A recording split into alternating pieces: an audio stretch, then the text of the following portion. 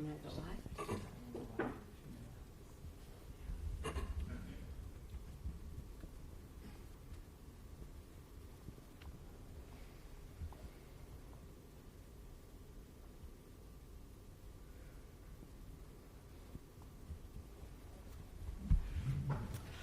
All right. Hey, everyone. Welcome back to our final live stream of the day. We are here in one of the judges' rooms. So first off, actually, we're both wearing AirPods right now in each ear because we leveled up as MCs since the last time you saw us. We have our producer speaking to us right in our ears because we were out of control before and didn't know what was going on. So this should go well for sure. So let's get right into it and meet our judges. Awesome. Let's head over to the judging table and see what they have to say about the event that's going on. So, Jamie, what is your judging style that you'll be employing today with all the hackathon teams?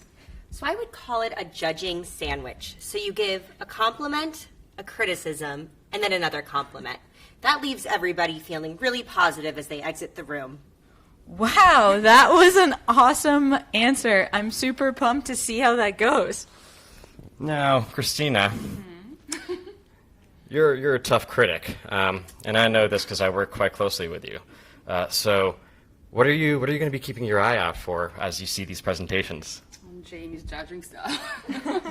No, I really am looking forward to all the presentations. I don't know what all the teams have worked on, so I'm super excited to see them all, and the content, the creativity, the theme, and all that goes with it.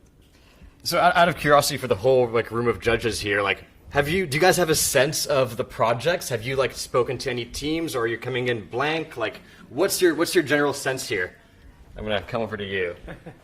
Yeah, we did see quite a few when we kept doing rounds and rounds. A lot of that is our own employees. Sometimes you want just to make sure that they're okay and everything, but and do peeks here and there to a lot of projects. Okay, so you're a judge, but you're also coming in as a mentor, making sure people are on track and trying to help out. Yeah, exactly. That's wonderful. Okay, well, good luck, guys. First team up, and judges, thanks for your time, and we're going to leave you to it. So let's see how this goes.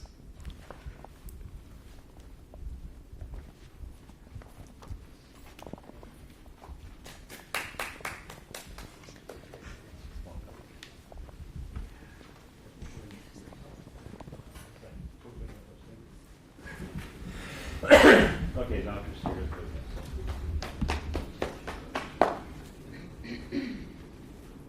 All right.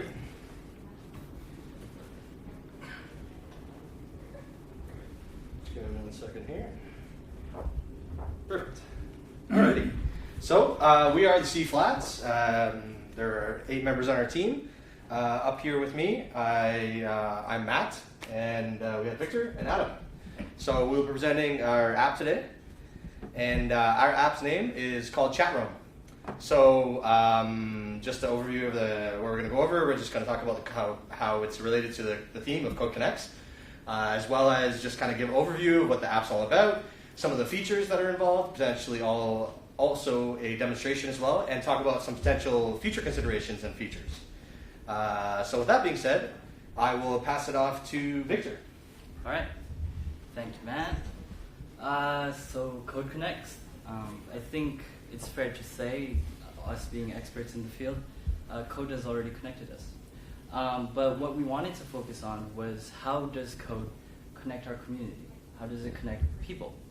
And our most straightforward answer was social media. Social media connects people globally. It's not hard to find somebody, with their head down, walking, scrolling through their feed. And it's almost like we've connected onto social media, but disconnected from our local community. How often do we actually use social media to connect with people a couple doors down, your neighbors, people who are around you, but you've never actually met? And so I guess I'll hand it off to Adam, who'll talk about our inspiration and the product that we created. All right, so with that, when we're thinking about our idea, we kind of ask ourselves, how we break this paradigm, how we encourage us, or how do we encourage ourselves to step out of our comfort zones, out of our established groups, and really engage our local communities. So one thing we want to do is we wanted to make something that could make groups that are both intentional and in their composition, but still diverse and inclusive of possible like people that you might not be talking to usually. So this and yeah, I'll pass it back to talk about the actual app and what we actually end up making. All right, sounds good. So yeah, that was just an overview of the app, chat room. So what we actually built, and what I'm about to demonstrate to you eventually, is the ability for users to actually join local random chat groups. So what happens is basically they're assigned a random username for anonymity purposes, and protect security as well. We also built a couple visualization tools to kind of show different groups and users. So we have visualization of the users themselves, so that you can actually see in real time the users' locations on a map, as well as their last messages. In addition to that, we also have visualization of our chat groups themselves, which allows for real-time views of the group locations and the chats themselves. So I'll go into an actual demonstration, but this is what the app might look like on a mobile device. But yeah, for now, I'm just going to go to our handy-dandy server here, and I'll reload the page. So yeah, as you can see, there's already some existing messages here. So yeah, I feel like joining this chat group, so I'm going to say, hey everyone, how's it going? And there we go. Yeah. And so there's some users would be connected. So for this demo, we just have some bots in the channel. So they're kind of like listening in on what Matt's saying. Oh, like someone. It looks like we got a response already. Yeah. Did you respond? Oh yeah. Oh, this is awesome. Yeah, cool. Right. I wonder where these people are. Yeah. They don't know where I am. I don't know where they are. But since I did develop, since we did develop the back end, we can kind of show you some really cool stuff.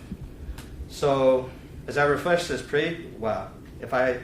As I refresh this page here, you'll see a bunch of locations on this Toronto map here. Now they are color coded, and what that indicates is that is actually an inclusive chat group. So these are basically the messages that have been going on in that chat group. And if I could potentially find the chat group I was in earlier, locally creating chatting, I think I found it. All right. So here's assign the username of abused links apparently. Okay, so let's try and find that group. No, that's Ted George. No, that's a lone group. This guy's taking a swim right now. He has no one else to talk to, unfortunately, but he is enjoying the nice water there. Oh, I think I saw the purple ones. Oh, the purple ones. Yeah. Oh, okay, there you go. So not the light purple. Oh, the light purple. Yeah, right there. Oh, okay, cool. So yeah, they're this really is, close together. So yeah, which makes sense because it's actually using our geolocations, which is pretty cool. So yeah, that shows what's kind of going on right, at the group level where everyone is, and then I'll open up this view. So this one actually just shows the groups themselves. So I believe we were probably in this green one, and if I hover over that, no, that's a different one. But anyways, we don't have to go find yours. We can just Yeah, so this basically shows the actual scope, the geoscope of each group. So you can see on the map here, and I'll just close this little window. That just shows the group's chat. So let's see if we can find ours. That's not it. But apparently I'm involved in this chat as well. I'm a popular guy, what can I say? I think someone's spoofing you. Potentially, yeah. We might have to crack down on that security, but... All right. I can't actually find the group right now, but... Amazing presentation. It's there. It's fine. But yeah, that's pretty much it. And I'll go back to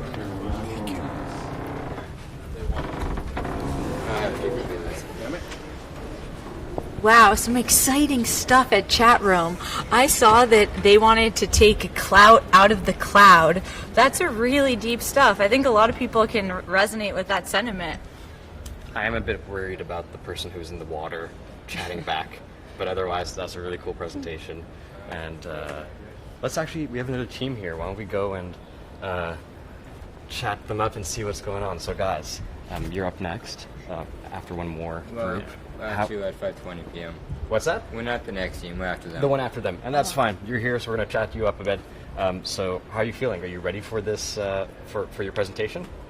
Yeah, I think we're ready. Yeah? We're ready to show what we did. I like it. I mean, so if you had a bit more time, is there something that you would want to have done? For sure. I mean, there are some few things we would have added, like call them features or something for the project that we did.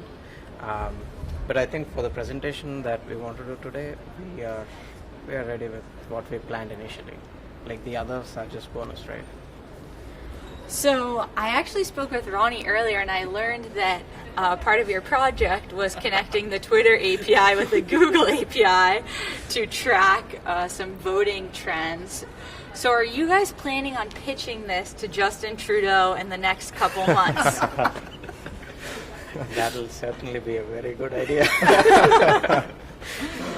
Let's see how accurate we can get, and hopefully we can have some Twitter app which will actually do live trends.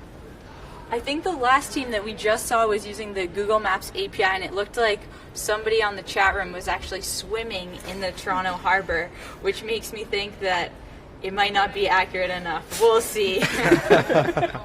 All right. Awesome. Well, yeah. Hey, good luck, guys. We're rooting for you out there. I'm sure you're going to do great, so best of luck. Thank you. All right. Thanks so much, guys. We're really looking forward to seeing it.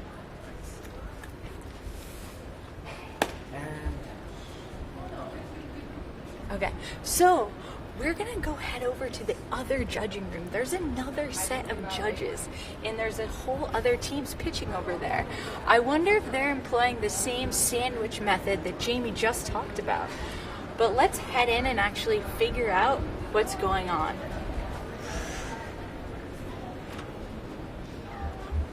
So this is a version that is hooked up to natural language processing. And it is more looking for different nouns and verbs in our speech.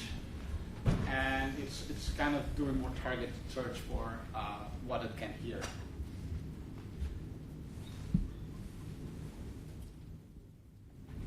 Though the search engine is still kind of funny that way. Natural language apparently is a dog. So if you do the same thing, on this one, if you use the same example as the last one. So if you go to the zoo and you see a zebra and a gorilla, then it's much better. So what we need to do is we need this to be like a more continual flow of images across the screen while we're talking. So we're pretty close to that. We think we know how to cut that up as we go and just have the images continue to flow onto the screen. So in that way, the images can affect the conversation, right? So it's like a third person in the conversation. So we had some potential uses for this. An interesting one was if you go to the mall and somewhere in the mall you want to find a pair of shoes and you have an idea in your head of what that's going to look like. You could have a screen that you talk to that you describe what you want, and it brings up pictures, and then you refine your description of what you want, right? So you see some shoes come up and you say, well, no, I want like smaller, I want the shoes to be, flatter, I want them to be leather, I want them to be whatever, and the refinement continues. That could be kind of a very useful thing. Talking about abstract things again, so it's not working. It was doing it's pretty good with whiskey, actually. We were saying weird things to it. Little Red Riding Hood went to the park to drink whiskey.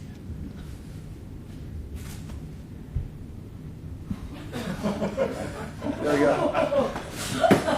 So yeah. So something else that we didn't get around to, and some of these natural language processors and the image search is allowing for is also different languages. So with a bit of extra time, we could also maybe train it on French or Dutch, and basically it will you will be able to talk in a different language, but it will still show very similar images. So It's actually it's goes just a across parameter. languages. We don't have to train it. It's just a switch. So if it's another language, we just search in that. But imagine two people trying to have a conversation.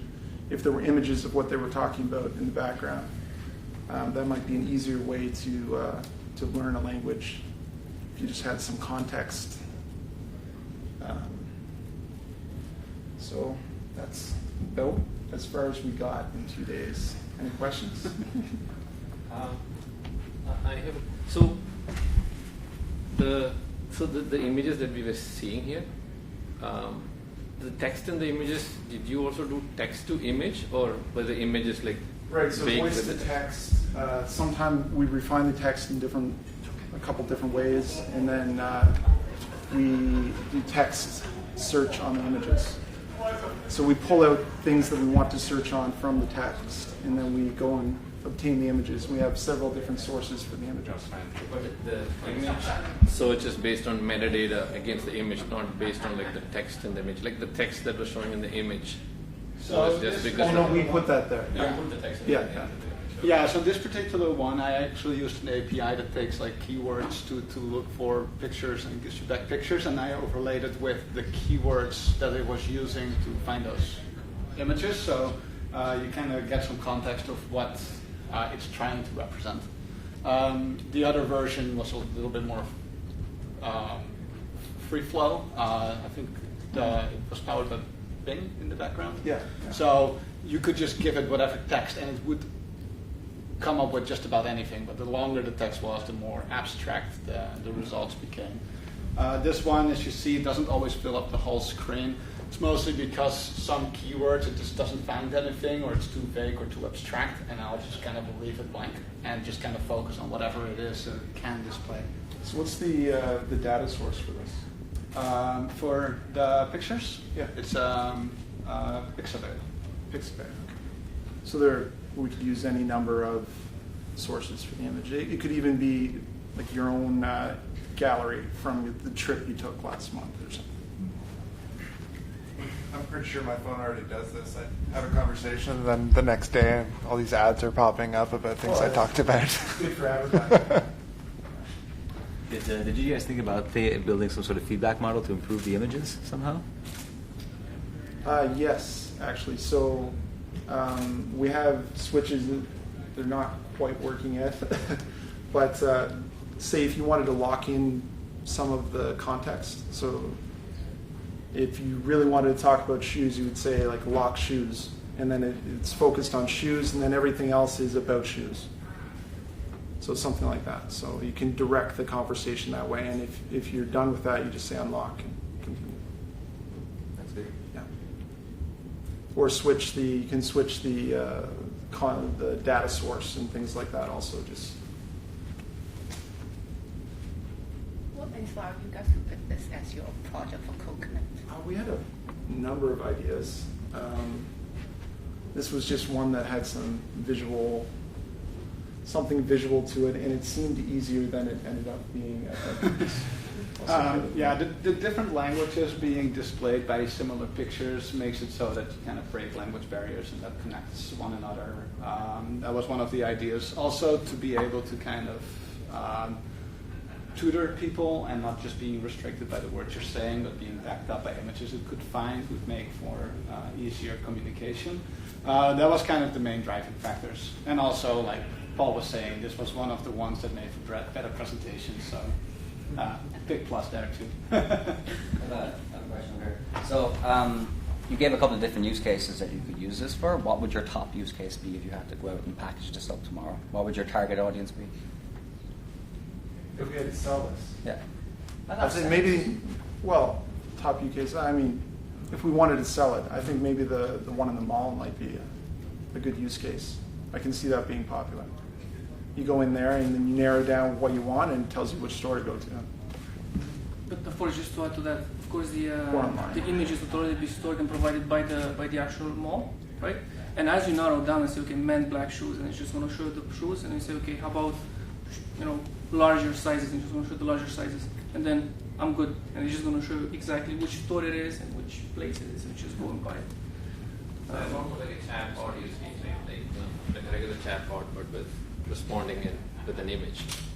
Right, it's the conversation about the visual aspects of whatever it is, right? So you can see the visual aspect and also talk about it. It's the kind of, yes? Real quick, what are the IX values that you were incorporating in your... all of them. Yeah. Any particular... Any Example. What are the IX values?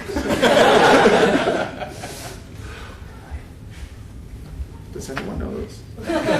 Judges, you should know these.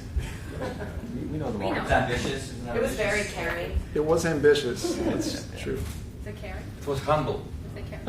That's right. It was humble. It's humbling now. You have intentional as well. Keep our integrity.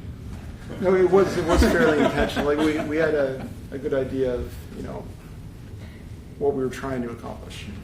Yeah, which is a running visual commentary on what you're on your speech. Yeah. Other questions?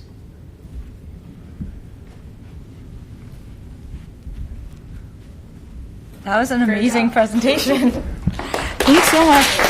We're going to hand it over to Paul now to follow up with the team. And Let's go. Sorry. That was pretty cool. I know, that was sick. So cool. When it actually listened and populated those pictures, I was like, whoa! I know Little Red Riding Hood drinking whiskey is a little wild. It's a good thing to search. All right, let's go and ask them a few questions. Hey guys. Hey. So we're live here. First off, great work. How do you guys feel about how it went? I think it went pretty well. A couple of random images that were hard to explain, but I guess that's what you get when you're be dependent on the luck of the draw. So the internet. And the internet. Yeah. So were you catering to any judges in particular? Did you keep that in mind, or not particularly? We didn't even know who the judges were. That's a bribe. We weren't aware of that, so it was all way to kind of. We're in general trying to make something presentable, but that's about it. We bribed a few judges with whiskey, so we should be good. But not the right ones. Not on camera. Don't say that on camera. Not the right ones. Sarah, how many people are watching? Everyone's watching it right now. Everyone is dialed in. You guys are famous, actually. The judges are not watching, so they don't know yet. That's true. You got me there. Well, thanks, guys. Good work and good luck. Okay, thanks, Paul. Thank you very much. All right. Well, I think we're wrapping up here. Day 2. Signing off from IX Hackathon, Code Connects Us. We're excited to see who the finalists are tomorrow. Thanks everyone for tuning in, and we will see you tomorrow at 11 a.m. Take care.